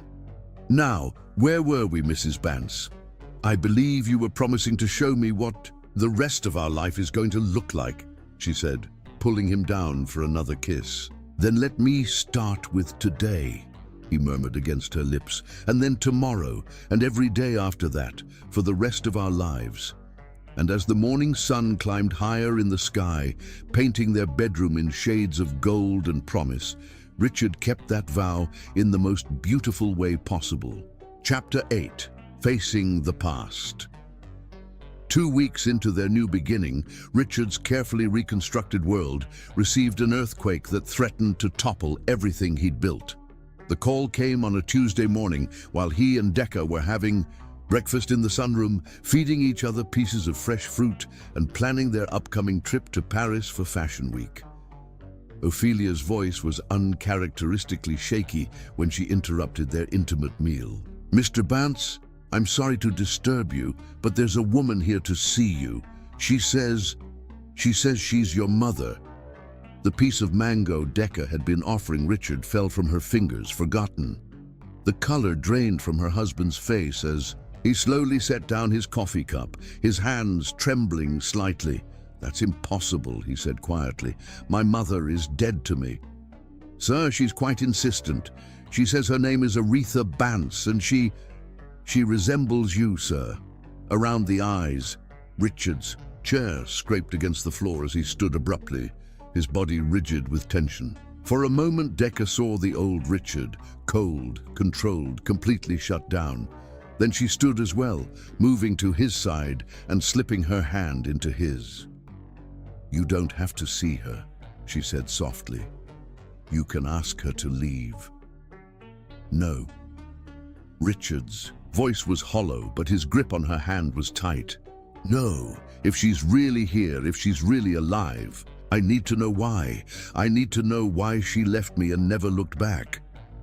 They found Aretha Bance in the main sitting room, perched on the edge of the antique sofa, as if ready to flee at any moment. Decca's first thought was that Ophelia had been right. The woman did resemble Richard around the eyes, but where his were sharp and grey like storm clouds, hers were faded, weary, filled with a sadness so profound it seemed to have carved permanent lines into her dark skin. She was smaller than Decca had expected, more fragile. Her hair, once probably as thick and lustrous as Richard's, was now silver-streaked and pulled back in a simple bun. She wore a plain black dress that had seen better days, and her hands shook slightly as she clutched a worn leather purse. Richard. The name fell from her lips like a prayer, and tears immediately spilled down her cheeks. "Oh, my boy, look how handsome you've become." Richard stood frozen in the doorway, his face a mask of controlled fury. 27 years, he said, his voice deadly quiet. 27 years, and that's what you have to say to me? Aretha flinched, as if he'd struck her. "I know you must hate me." "Hate you?" Richard's laugh was bitter. "I don't hate you, Aretha. I feel nothing for you. You've been dead to me since the day you walked out that door and never looked back." "Richard," Decca said softly, squeezing his hand. She could feel the pain radiating from him in waves, the little boy who'd been abandoned warring with the man who'd learned to protect himself. "No, Decca, you don't understand." He pulled his hand free, moving deeper into the room but maintaining distance from the woman who'd given birth to him. "This woman destroyed my childhood, my ability to trust, my capacity to love. She left me alone with a monster, and now she wants to waltz back into my life like nothing happened." "You're right," Aretha said quietly. "I don't deserve your forgiveness. I don't deserve to even be in the same room as you. But I'm dying, Richard. I have maybe 6 months left, and I couldn't go without trying to explain." "Explain what?" The words exploded from Richard with volcanic force. "Explain how you could abandon your 8-year-old son? Explain how you could leave me to deal with Cassius alone? Explain how you could disappear for nearly 3 decades without so much as a phone call to see if I was alive?" Decca watched her husband fall apart, saw decades of suppressed pain and rage pouring out of him like poison from a wound. Her heart broke for the little boy he'd been, but it also ached for the broken woman sitting before them. "I couldn't take you with me," Aretha whispered, her voice barely audible. "He threatened to kill us both if I tried, said he'd hunt us down, that no court would give a deranged woman custody of his son." "You could have fought for me." "With what?" Aretha's voice gained strength, desperation making her bold. "He'd isolated me from my family, my friends, anyone who might have helped. He controlled all the money, all the connections. I was nobody, Richard. A frightened woman with no resources and no power against one of the most influential men in the city." "So you just gave up," Richard said. But Decca heard the crack in his voice, the first sign that her husband's anger was giving way to something deeper. "I saved my life," Aretha said firmly. "And by leaving, I saved yours too. You think Cassius was terrible before, when he realized I was planning to leave, when he suspected I might try to take you. The things he threatened to do, Richard, the things he promised he'd do to both of us." "Like what?" The question came from Decca, who moved closer to Richard's side, offering silent support. Aretha's eyes flicked to her, taking in the obvious love and partnership between them. "You must be Decca. I've seen the photos in the society pages. You're even more beautiful in person, What did he threaten to do? Decker repeated, ignoring the deflection. He said he'd make it look like an accident, a car crash maybe, or a break-in gone wrong. Said he had connections in the police department, judges, who owed him favors. Said no one would question the tragic death of an unstable woman and her unfortunate son. Aretha's hands shook as she spoke. I believed him, because I'd seen what he was capable of. The way he could destroy people with a phone call, ruin lives. With a word, Richard sank into a chair, his face pale. He never threatened me directly. After you left, he was different. Cold, distant, but not violent. Because you reminded him of me, Aretha said sadly. Every time he looked at you, he saw the woman who dared to leave him. But you were also his legacy, his heir. He needed you functional, successful. So he channeled his rage into making sure you'd never be weak like I was. By teaching me that love was dangerous, Richard said quietly. By convincing me that passion destroyed everything it touched. I'm so sorry. The words came out broken, desperate. I hoped that distance would make him lose interest, that eventually I could come back for you. But years passed, and I was so broken, so afraid. By the time I got my life together, you were an adult, successful, and I thought you were better off without me. Dacre felt tears streaming down her face as she watched 3 decades of pain play out in front of her. What changed your mind? The diagnosis, Aretha said simply. When the doctors told me I had 6 months, maybe less, all I could think about was dying without ever telling him the truth. Without him knowing that leaving him was the hardest thing I'd ever done, that not a day passed that I didn't think about him, pray for him, love him from afar. Richard was quiet for a long moment. His hands clasped so tightly, his knuckles were white. When he finally spoke, his voice was raw with emotion. I used to have nightmares that you'd come back, he said. That you'd appear at my door and beg for forgiveness, and I'd have to choose between loving you and protecting myself. I never imagined it would feel like this. How does it feel? Aretha asked hopefully. Like I'm 8 years old again, Richard admitted. Scared and angry and desperate for my mother. I'm here now, she whispered. I know it's too late. I know I don't deserve it, but I'm here. Decca watched her husband struggle, saw the war between his adult understanding and his childhood wounds. Without hesitation, she moved to kneel beside his chair, taking his hands in hers.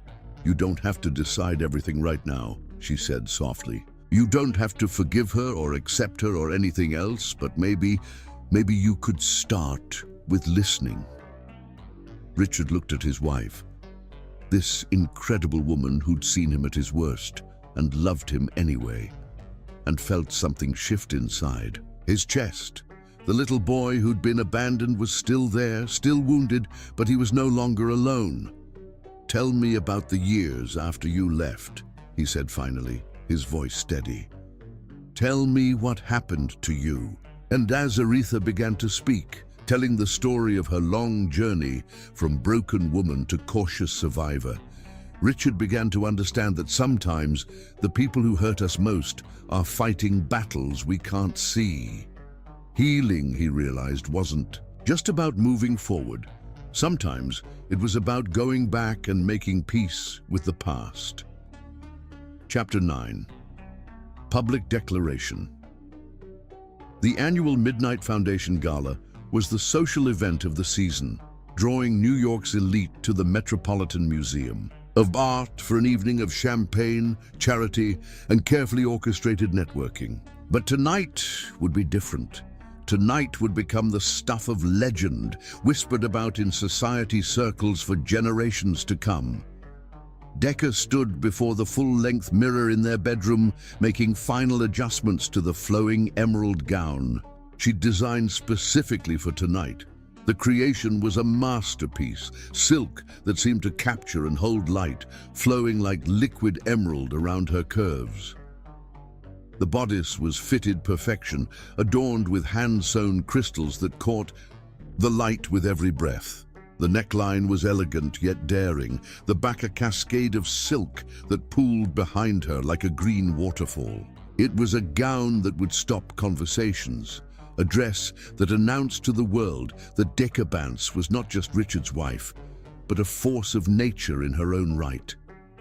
"You look absolutely divine," Richard said from behind her, his voice filled with awe. In the mirror, she could see him in his perfectly tailored tuxedo, custom-made Italian silk that emphasized his broad shoulders and lean frame. But it wasn't the expensive clothing that made him breathtaking. It was the way he looked at her, the way his eyes held nothing but adoration and pride. The past month of healing, from their reconciliation to the ongoing conversations with Aretha, had transformed him completely.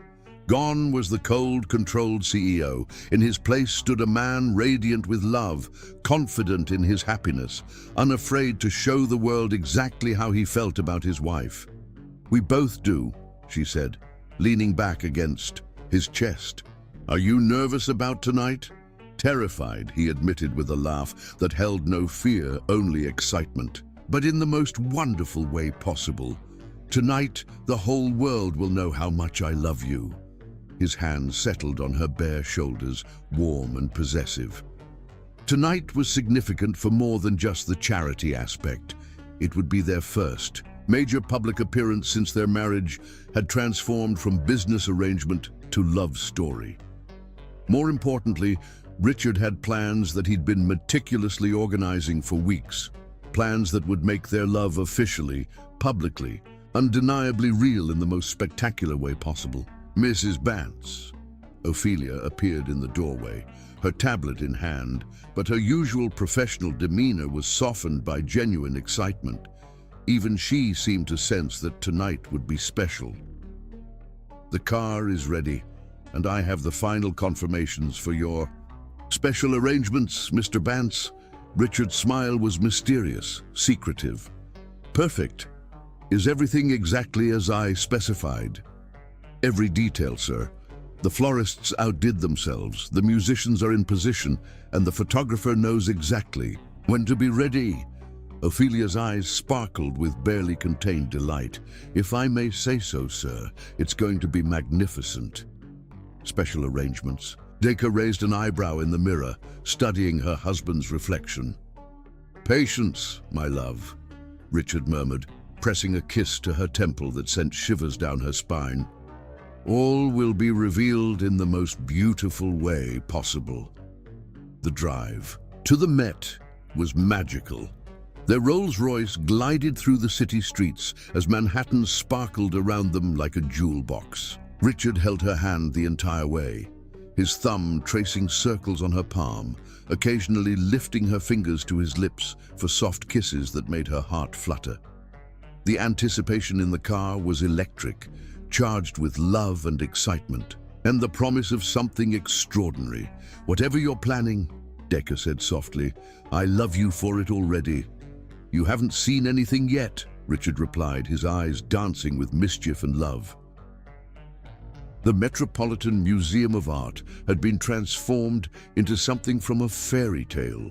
As their car pulled up to the red carpet, Decca gasped at the sight. The entire facade was illuminated with thousands of tiny lights that twinkled like stars. Massive arrangements of white orchids and roses created a fragrant pathway, and the red carpet seemed to stretch endlessly toward the museum's grand entrance. But it was their arrival that truly began the magic of the evening. As Richard helped Decca from the car, a collective gasp rose from the gathered crowd. Photographers immediately began snapping pictures, their cameras flashing like lightning. Decca's emerald gown caught the light magnificently, making her look like a princess stepping out of a dream. But it was Richard's obvious adoration, the way he looked at her like she was the most precious thing in the world, that made the photographers lean forward eagerly. "Mrs. Bance, Mrs. Bance," they called. "Can you tell us about your stunning gown?" For the first time in 3 years, Decca didn't deflect or give a polite non-answer. Instead, she smiled radiantly and said, It's an original Whedon design. My husband encouraged me to wear something that would show the world who I really am. And who is that? A reporter called out. A woman deeply in love with her husband, she replied, looking up at Richard with such pure joy that several photographers actually stopped shooting, momentarily stunned by the obvious love between them. Richard's arm tightened around her waist as they made their way up the red carpet, and Decca could hear the whispers following them. They looked completely different. Is that really Richard Bance? He's actually smiling. Look at the way he's looking at her. When did they become so obviously in love? The museum's great hall had been transformed into a wonderland of crystal and candlelight that took Decca's breath away. Massive crystal chandeliers hung from the soaring ceiling, casting rainbow prisms across the marble floors. The famous staircase was draped in cascading white silk and adorned with thousands of white roses. Round tables covered in ivory silk and gold accents filled the space, each centerpiece a work of art, featuring towering arrangements of white orchids, roses and peonies. Soft, classical music floated through the air, performed by a string quartet positioned near the Egyptian wing. But the most beautiful sight was the guests themselves. New York's most powerful and influential people, all dressed in their finest, creating a sea of elegant gowns and perfectly tailored tuxedos. The lighting was soft and romantic, making everyone look like they were part of a beautiful painting come to life. Richard, Decca! Dante Blackwood approached with his characteristic, easy grin, but even he seemed stunned by the transformation in his best friend. You two look absolutely magnificent. There's already buzz about Decca's gown. I've overheard at least 5 fashion editors trying to figure out who designed it. That would be my incredibly talented wife, Richard said, and the pride in his voice made several nearby guests turn to look. This was a side of Richard Bance they'd never seen, warm, open, obviously besotted with his wife. Speaking of your wife, Dante continued with a knowing smile, the event organizers are looking for you, Richard. Something about the evening's program. Richard's eyes met Decca's, and she saw excitement and nervousness warring in their grey depths. Go, she said softly, squeezing his hand. I'll mingle and accept compliments on my gown. Don't go far, he said, bringing her hand to his lips. The gesture was so naturally romantic that several women nearby actually sighed. For the next hour, Decca found herself swept into conversations that were unlike any she'd had at these events before.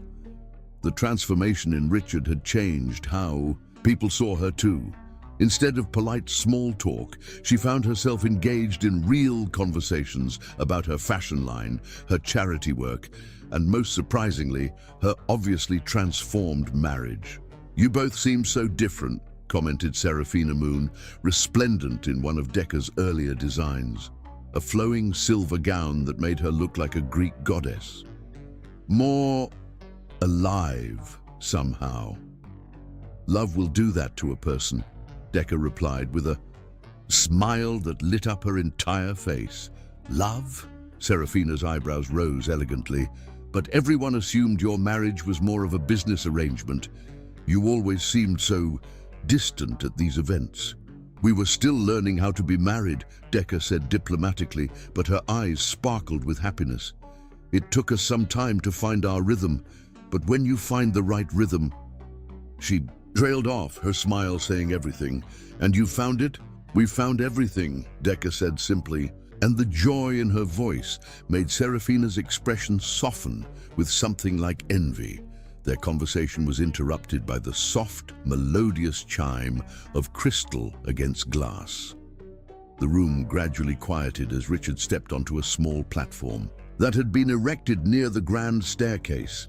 The lighting shifted subtly, creating a soft spotlight around him while leaving the rest of the room in romantic, golden illumination. He looked magnificent, tall, confident, and radiating the kind of happiness that was impossible to fake. Ladies and gentlemen, Richard began, his voice carrying easily through the hushed space. Thank you all for being here tonight to support the Midnight Foundation's mission of providing arts education to underserved communities. It's a cause that's incredibly important to me, and even more important to my wife. Murmurs rippled through the crowd as people searched for Decca's face among the guests. Richard's eyes found hers across the room, and his smile was radiant, transformative. Many of you know me as someone who keeps his private life exactly that, private. I've never been one for public declarations or emotional displays. For 3 years, I've maintained that distance, that control. His voice grew stronger, more passionate. But tonight, I want to shatter that tradition completely, because there's someone, something, that deserves to be celebrated in the most public, most beautiful way possible. Decca felt her cheeks warm as every eye in the room turned to her. This wasn't at all like the old Richard, and she could see the shock and fascination on the faces of people who'd known him for years. 3 years ago, I married a woman who was already the most incredible person I'd ever met.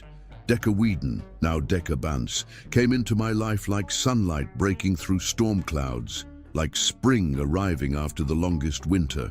She's brilliant, talented, compassionate, and beautiful in ways that take my breath away every single day. The crowd was completely silent now, hanging on every word. This was Richard Bance, as they'd never seen him. Vulnerable, passionate, completely unguarded. I'll be honest with you. I wasn't a good husband at first. I was so terrified of loving her too much, so afraid of becoming someone I didn't want to be, that I nearly lost the most precious thing that ever happened to me. But Decca didn't give up on me, even when I'd given up on myself. She saw something in me that I couldn't see, believed in something I didn't think existed. Augustus Vale, Richard's longtime business rival, shifted uncomfortably and whispered something to his companion. Richard noticed and smiled, but there was no malice in it, only joy. I know what some of you are thinking. Augustus over there probably assumes this is some kind of publicity stunt, some calculated move to improve my image or soften my reputation. Richard's voice grew stronger, more passionate. Let me be absolutely clear. I don't care about my image. I don't care about business, implications, or social expectations, or what anyone in this room thinks about my marriage. The silence was deafening now.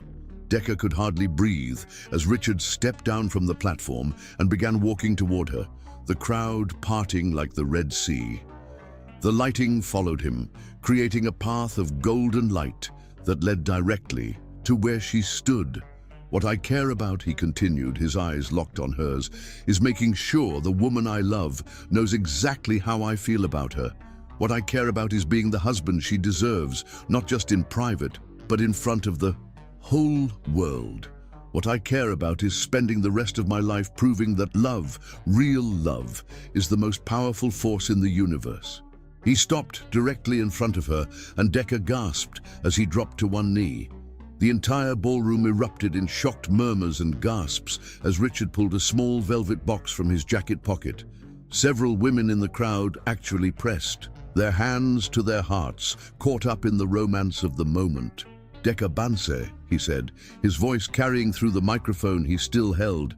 3 years ago, I asked you to marry me for all the wrong reasons. I asked because I needed a business partner, because our families required it, because it made financial sense.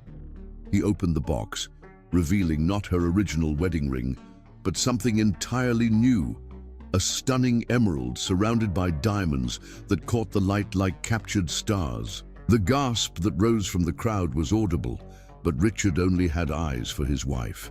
Tonight, I want to ask you again, for all the right reasons. I'm asking you to marry me because I love you more than I thought it was possible to love another human being.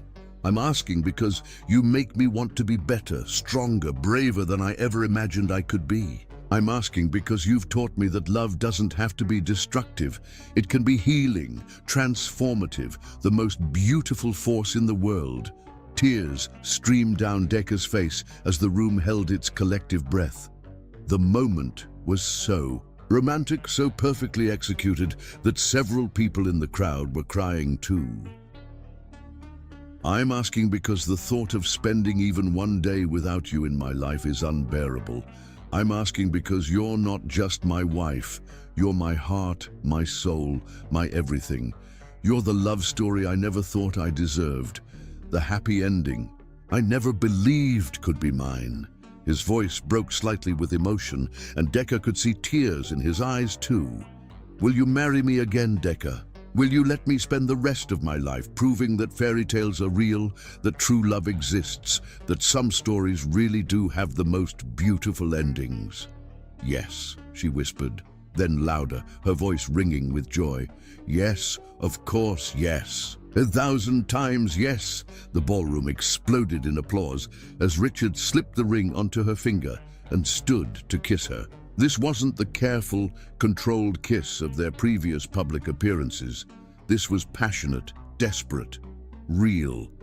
When they finally broke apart, both breathless, Richard kept the microphone close. "Ladies and gentlemen," he announced, his arm around Decca's waist, "I'd like you to meet my wife, not just in name, but in every way that matters. She's the creative genius behind Whedon Designs, the most talented fashion designer of her generation, and the love of my life. She's the woman who taught me that love stories aren't just for fairy tales. They're for people brave enough to fight." And for them, the crowd surged forward with congratulations, but the orchestra began playing at that moment. The same song from their original wedding, but this time it sounded different. This time it sounded like joy, like celebration, like love triumphant. "Dance with me," Richard said, leading her onto the dance floor that had been cleared by some unseen signal. As they swayed together in the center of the ballroom, surrounded by the cream of New York society, Decca felt like she was living in a dream. The emerald ring caught the light magnificently, but it was nothing compared to the light in Richard's eyes as he looked down at her. "How long have you been planning this?" she asked, as they moved together in perfect harmony. "Since the morning after our first night together," he admitted, spinning her gently. "I wanted everyone to know that Richard Bance is completely, hopelessly, eternally in love with his wife. I wanted to give you the proposal you deserved, the declaration you should have had from the beginning." "Mission accomplished," she said, holding up her hand to admire the emerald ring. "This is beautiful, by the way. Emerald for new beginnings," Richard explained, bringing her hand to his lips. "And because it matches your gown, and because green is the color of life, growth, hope. Everything you've brought into my world." Other couples began joining them on the dance floor, but Decca barely noticed. Her entire world had narrowed to this man, this moment, this perfect expression of love. "I love you," she said simply, the words carrying more weight than any elaborate declaration. "I love you too," he replied, and now everyone knows it. As the evening continued, their love story became the talk of the gala. Photographers captured every smile, every touch, every look between them. Society reporters scrambled to update their stories, trying to capture the magic of what they'd just witnessed. By morning, their love story would be front-page news, but neither Richard nor Decca cared about that. They spent the rest of the evening floating on air, accepting congratulations, dancing to song after song, stealing kisses when they thought no one was looking, but people were looking. Everyone was looking at the couple who had somehow transformed a business arrangement into the love story of the century. "You know," Dante said during one of their brief conversations between dances, "I've known Richard for 15 years, and I've never seen him like this. You've performed a miracle, Decca." "We've performed a miracle," she corrected, looking at her husband as he spoke with a group of business associates, his face animated with happiness. "Love is always a two-person miracle." As the evening wound down, Richard and Decca found themselves on the museum's rooftop terrace, stealing a few moments alone under the stars. The city sparkled below them, and the night air was soft and warm, carrying the scent of the roses from the garden below. "Any regrets?" Richard asked softly, pulling her close against his side. "Only one," she said, looking up at him with sparkling eyes. "What's that?" "That it took us so long to get here." She smiled, radiant in the moonlight. "But maybe we needed those 3 years to become the people who could love each other this completely." "Maybe we did," Richard agreed, spinning her slowly under the stars. "But we have the rest of our lives to make up for lost time." As they danced on the empty terrace with the city spread out below them and the stars shining above, both Richard and Decca knew that tonight had changed everything. Their private love had become public legend, their careful facade had been replaced by joyous truth, and their story had officially become the kind that people would talk about for years to come. They had started the evening as a married couple, learning to love each other. They ended it as the most romantic love story New York society had ever witnessed. Proof that true love, when it finally blooms, is the most beautiful force in the world. And as they made their way home in the early hours of the morning, Decca's emerald ring catching the first light of dawn, both of them knew that their real fairy tale was just beginning. Chapter 10. Forever starts now. 1 year later. The morning sun streamed through the windows of Richard's private office as Decca settled into the leather chair across from his desk, her hand unconsciously moving to rest on the gentle curve of her growing belly. At 5 months, pregnant, she had that radiant glow that made Richard stop whatever he was doing just to stare at her in wonder. "The Times wants to do a follow-up feature on us," she said, holding up the email on her tablet. "Anniversary of the most romantic proposal in New York society history." She laughed, shaking her head. "I still can't believe they're calling it that." Richard looked up from the architectural plans spread across his desk. Blueprints for the new Whedon design flagship store they were opening in Soho, and smiled. "Are you surprised? You had half the ballroom in tears that night." "I had myself in tears," Decca admitted. "I'm still not sure how you managed to keep it secret for so long." Careful planning and a very loyal assistant. Richard stood and moved around the desk, perching on the edge so he could reach out and touch her face. "Though I think Ophelia was ready to burst from keeping the secret." "Speaking of secrets," Decca said, catching his hand and intertwining their fingers, "Dr. Martinez called this morning. She has the results from the ultrasound." Richard's eyes immediately dropped to her belly, his free hand moving to rest beside hers. "And she'll tell us at next week's appointment." Decca's smile was mischievous. "But I may have convinced her to put the information in a sealed envelope."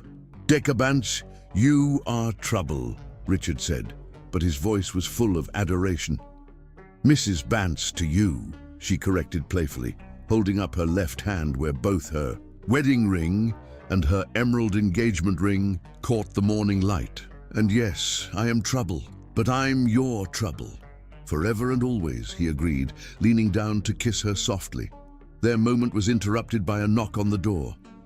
Tempest Blake entered without waiting for permission, her arms full of fabric samples and her expression bright with excitement. "Sorry to interrupt the love fest, but we need to make final decisions about your vow renewal dress," she announced, spreading silk and lace across the conference table. "The ceremony is in 6 weeks, and we still haven't settled on the neckline." Decca groaned dramatically. "I keep telling you, I'll be 6 months pregnant by then. Any dress you make is going to look like a tent." "Any dress I make is going to look like perfection," Tempest corrected firmly. "You're glowing, your skin is flawless, and pregnancy has only made you more beautiful. We're going to create something that celebrates every gorgeous inch of you." Richard's hands settled possessively on Decca's shoulders. "She's right, you know. You've never been more beautiful than you are right now, carrying our child." The reverence in his voice made Decca's heart flutter. Richard had been amazingly attentive, throughout her pregnancy, treating her like spun glass, while simultaneously worshipping her changing body with an intensity that left her breathless. "Have you decided on the venue?" Tempest asked, pulling out a sketch pad. "The garden here at the estate," Richard answered. "The same place we took our wedding photos 3 years ago. It seems fitting to renew our vows where we first pretended to be happy." "We weren't pretending that day," Decker said softly. "We just didn't know it yet." Richard's smile was tender. "No, we didn't, but we know it now." "What about the guest list?" Tempest continued, ever practical. "Small," Decker said firmly. "Just family and close friends. Your parents, Dante and Elena, Dr. Winters, Ophelia." She paused, glancing at Richard. "And Aretha, if she's well enough to travel." Richard's relationship with his mother had been slowly, carefully rebuilt over the past year. It would never be the relationship they might have had if she'd never left, but it was real, honest, and healing for both of them. Aretha had been overjoyed when they'd told her about the pregnancy, crying tears of happiness at the thought of being a grandmother. "She'll be there," Richard said confidently. "She wouldn't miss the chance to see her son marry the love of his life for real this time." "Speaking of the love of your life," Tempest said with a grin, "Vogue confirmed they want Decker on the cover of their September issue. Fashion's first family, how love transformed an empire." Decker's mouth fell open. "The September issue? But that's the most important issue of the year," Richard finished, his pride evident. "And you're going to be perfect on that cover." "We're going to be on that cover," Decker corrected. "They want both of us, the power couple who chose love over everything else." Richard's laugh was rich and warm. "From strangers living in the same house to the cover of Vogue. What a journey we've taken, and we're just getting started," Decker said, her hand moving to her belly again. "This little one is going to grow up in a house full of love, with parents who know how precious this all is." "Speaking of this little one," Tempest said, reaching into her bag, "I brought something." She pulled out a small white envelope. "Dr. Martinez asked me to deliver this personally."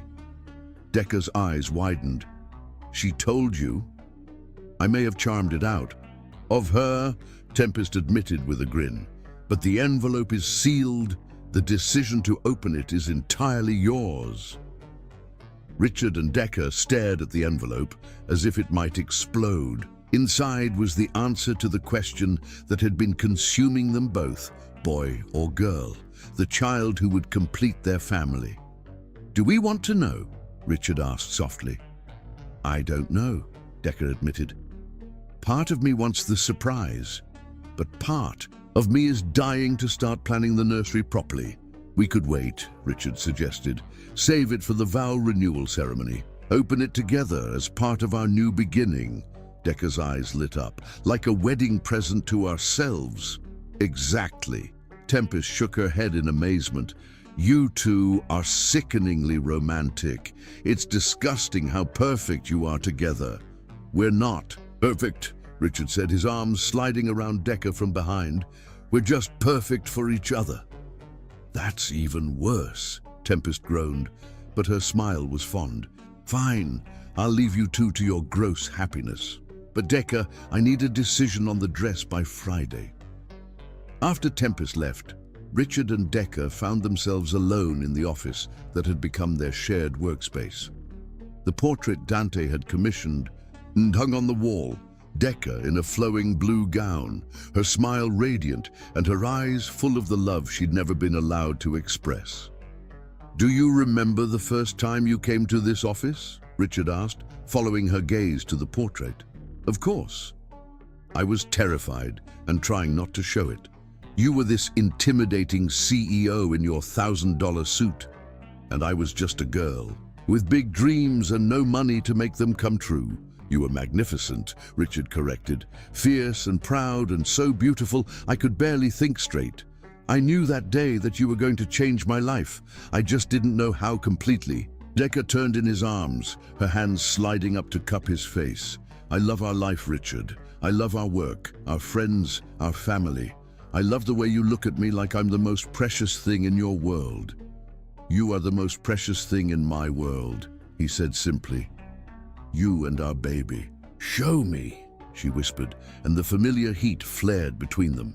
Richard's hands moved to the zipper of her dress, his touch reverent as he slowly revealed the body that had changed so beautifully over the past months. When the fabric pooled, at her feet he stepped back to look at her, his grey eyes dark with love and desire. You're incredible.